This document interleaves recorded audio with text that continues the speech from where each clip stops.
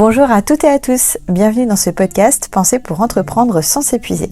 Je suis Julia Dorme, fondatrice de Joom et des maisons Joom, ancienne avocate et diplômée en neurosciences. J'accompagne les femmes entrepreneurs à construire un business aligné, sans sacrifier leur énergie ni leur équilibre. Bonjour à toutes et à tous et bienvenue dans ce nouvel épisode. Aujourd'hui, on va parler d'un sujet absolument fondamental quand on entreprend, quand on développe une activité ou quand on lance une nouvelle offre. Savoir lire son marché. Parce qu'il y a une réalité dont on parle très peu. Avoir une bonne idée ne suffit pas et je vais même aller plus loin. Vous pouvez avoir une idée brillante, une offre utile, un concept innovant, quelque chose de profondément qualitatif et pourtant ne jamais réussir à créer un véritable business autour. Pourquoi ? Parce qu'en entrepreneuriat, il existe une règle extrêmement simple.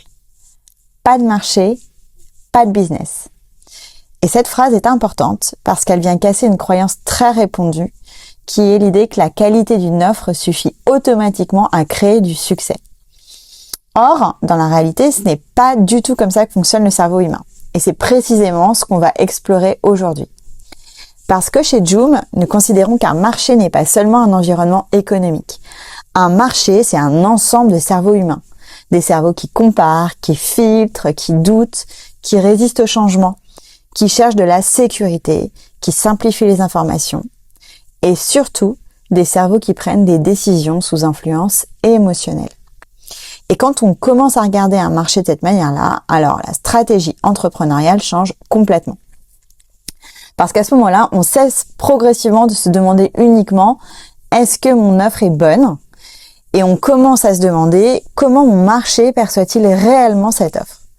Et cette différence est énorme. Alors aujourd'hui, j'aimerais vous poser une première question. Quand vous regardez votre entreprise, est-ce que vous observez réellement les comportements de votre marché ou est-ce que vous observez surtout votre propre vision de ce marché? Parce que souvent, sans même s'en rendre compte, on projette. On projette nos goûts, nos besoins, nos priorités, nos valeurs. Et on se dit, moi, j'achèterai cette offre, moi, je trouve ça utile, moi, je comprends immédiatement l'intérêt. Oui, mais le cerveau de votre client ne fonctionne pas avec votre logique. Et c'est précisément là que commence l'enjeu de la lecture du marché. Pour comprendre cela, prenons un exemple très simple. Imaginez deux dirigeants ou dirigeantes. La première personne possède une expertise incroyable, très technique, très complète, très pointue. La deuxième possède peut-être moins d'expertise, mais son message est extrêmement clair. Son offre est simple à comprendre, son univers rassure, on comprend immédiatement ce qu'elle apporte et à qui elle s'adresse. Selon vous, laquelle convertira le plus facilement ? Dans énormément de cas, ce sera la deuxième. Et ce phénomène nous apprend déjà quelque chose d'essentiel sur le fonctionnement du cerveau humain. Le cerveau adore la simplicité cognitive. Il recherche constamment à économiser son énergie mentale. Quand une offre est floue, complexe ou difficile à catégoriser, le cerveau décroche. Il réduit son attention, retarde sa décision et parfois même il ignore complètement l'information. Et ça, c'est fondamental à comprendre parce que beaucoup d'entrepreneurs pensent que leur problème est un problème de qualité d'offre, alors qu'il s'agit parfois d'un problème de lisibilité mentale. Autrement dit, le marché ne rejette pas forcément l'offre, mais il ne la comprend simplement pas assez vite. Et plus le cerveau doit fournir un effort cognitif important pour comprendre une entreprise, plus le risque de désengagement augmente. Alors, prenez quelques secondes pour vous poser cette question. Est-ce que votre marché comprend immédiatement ce que vous faites ? En moins de quelques secondes ? Ou est-ce qu'il doit faire un effort mental important pour comprendre votre activité ? Parce que si votre offre est difficile à expliquer, alors elle sera probablement difficile à mémoriser. Et un cerveau qui ne mémorise pas, n'achète pas. Or, cette notion de perception nous amène naturellement à une autre question fondamentale. Qu'est-ce qu'un marché au fond ? Très souvent, quand on parle de marché, on pense immédiatement taille du secteur, concurrence, chiffre d'affaires potentiel, volume de clients. Mais en réalité, un marché est bien plus complexe que ça. Un marché, c'est un ensemble d'habitudes collectives, des habitudes de consommation, des habitudes émotionnelles, des habitudes décisionnelles. Et cette précision change énormément de choses. Parce que plus des habitudes sont installées, plus le cerveau résiste au changement. Autrement dit, lorsqu'une entreprise entre sur un marché, elle ne concurrence pas uniquement d'autres entreprises. Elle concurrence aussi des automatismes, des repères mentaux, des comportements déjà intégrés par le cerveau du marché. Et c'est précisément ce qui explique pourquoi certaines offres pourtant excellentes ne parviennent jamais à réellement pénétrer leur marché. Prenons deux situations totalement différentes. Certaines entreprises arrivent sur des marchés déjà saturés. Les clients possèdent déjà leurs habitudes, leurs marques de référence et leurs automatismes décisionnels. Dans ce contexte, le cerveau compare immédiatement. Il compare les prix, les expériences, la rapidité, la simplicité, la crédibilité. Et dans ces marchés-là, le risque principal devient l'interchangeabilité. Le cerveau finit par percevoir toutes les offres comme identiques. À l'inverse, certaines entreprises créent ce qu'on appelle un océan bleu. Peut-être connaissez-vous déjà cette notion qui a été développée par Chan Kim et René Maubogne. Et l'idée est fascinante. Au lieu de se battre dans un océan rouge saturé de concurrence, l'entreprise crée un nouvel espace mental et comportemental. Netflix à ses départs, Airbnb, Uber, l'iPhone à son lancement. Ces entreprises n'ont pas seulement amélioré une offre existante, elles ont modifié les usages. Et à partir du moment où une entreprise modifie les usages, alors le sujet devient profondément neurocognitif.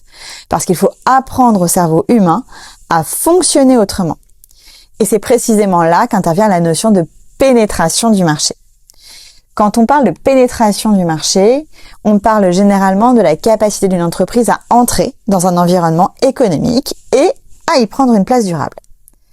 Mais dans la vision qu'on a chez Joom, la pénétration du marché, c'est aussi une pénétration cognitive. Parce qu'une entreprise ne pénètre pas uniquement un secteur, elle pénètre un espace mental. Le cerveau doit être capable de vous identifier, de vous comprendre, de vous mémoriser, de vous différencier et surtout de vous faire confiance. Or, certains marchés possèdent des barrières à l'entrée extrêmement fortes. Certaines sont technologiques. L'intelligence artificielle, la biotechnologie, l'aéronautique ou l'industrie pharmaceutique demandent énormément d'expertise, de recherche et d'investissement.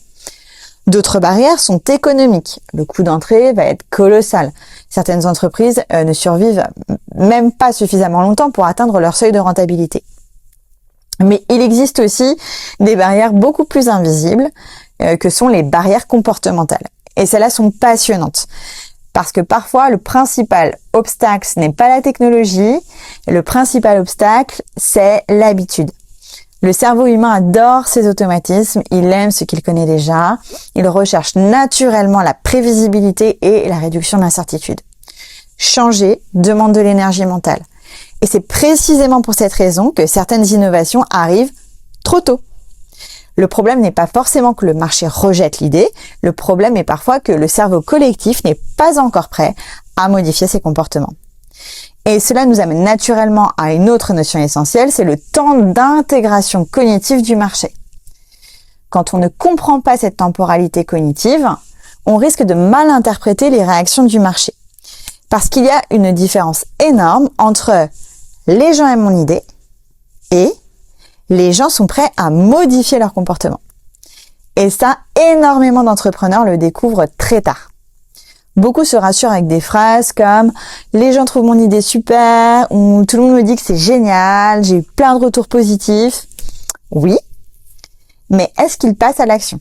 Parce qu'un cerveau adore imaginer, il adore envisager des possibilités. Mais entre « c'est intéressant » et « je vais acheter », il y a tout un processus neurocognitif. Le cerveau doit d'abord comprendre, puis comparer, puis créer de la confiance, puis réduire le risque perçu, et puis seulement ensuite, il passe à l'action. Et c'est précisément pour cette raison qu'il devient indispensable de comprendre le cycle de vente. Le cycle de vente correspond au temps nécessaire entre la découverte d'une offre et sa conversion réelle.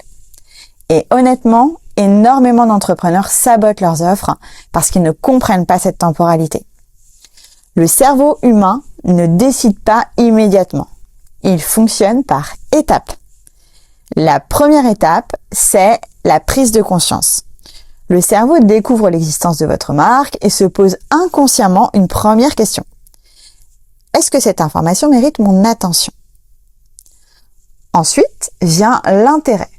Le cerveau commence à observer, il consulte, il compare, cherche des informations. Puis arrive la considération.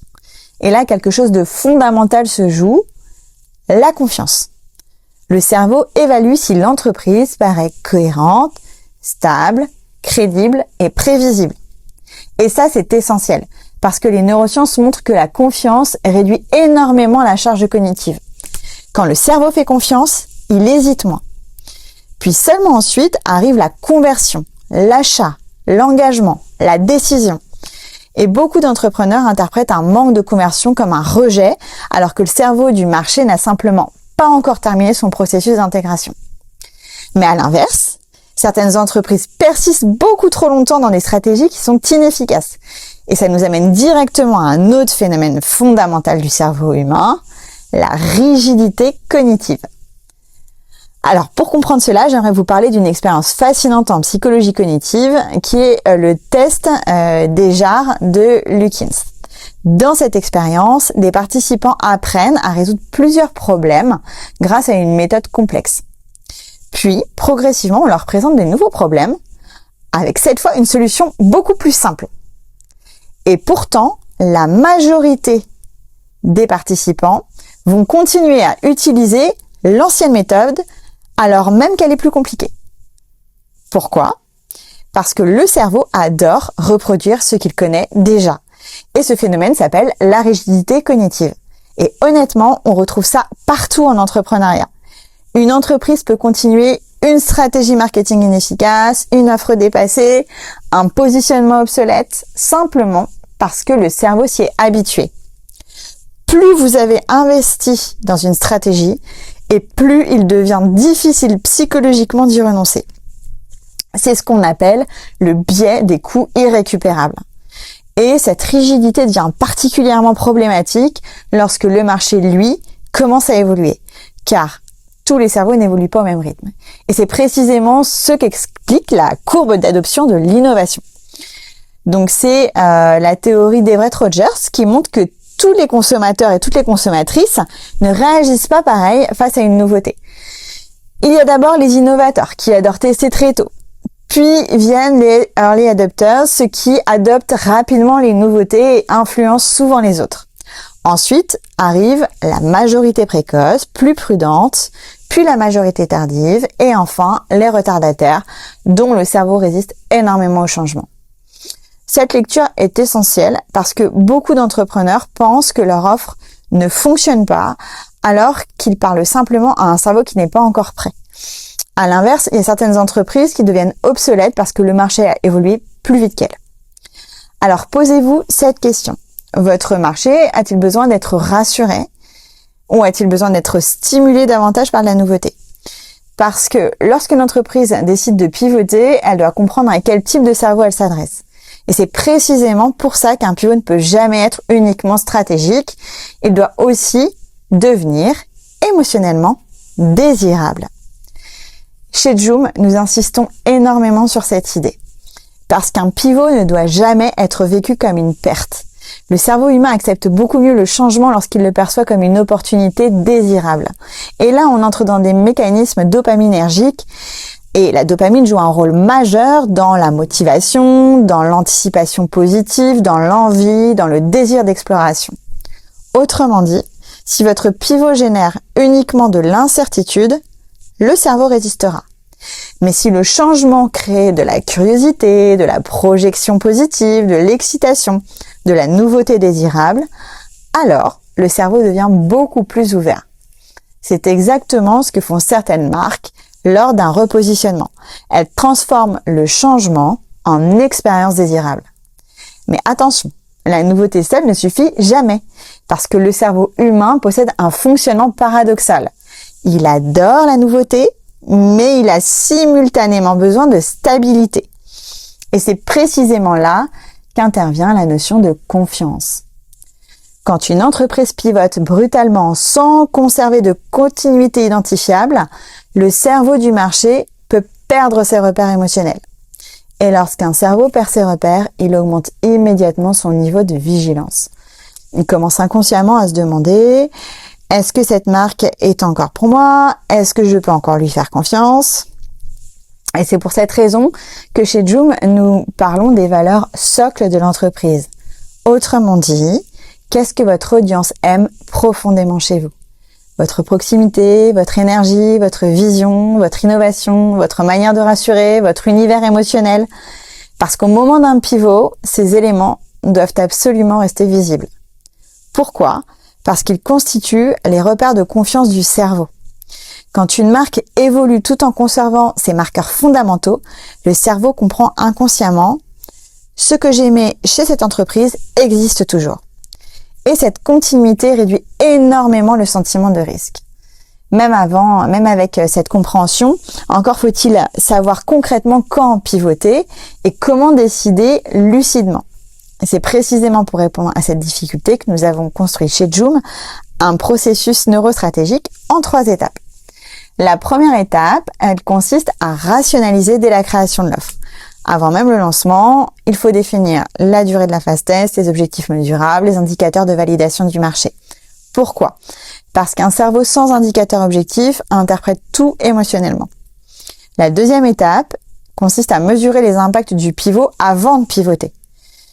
Qu'est-ce que vous allez gagner? Mais aussi, qu'est-ce que vous allez perdre?